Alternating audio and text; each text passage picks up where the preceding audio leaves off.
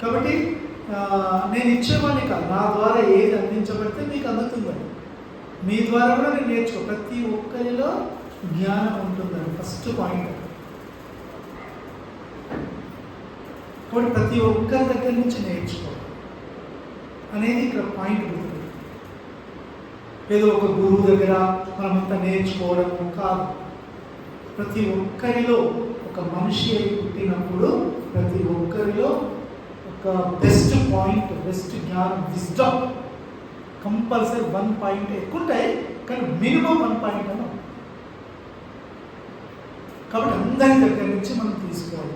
ఒక తేనెటీగ అన్ని పుష్పాల నుంచి మకరందాన్ని ఏ విధంగా సేకరిస్తుందో మనము అందరి మనుషుల నుంచి ఏ ఏ జ్ఞానం ఉందో, మనకి ఏది లేదో దాన్ని మనం తీసుకుంటూ ఉండాలి. అట్లా ఓకే. ఇప్పుడు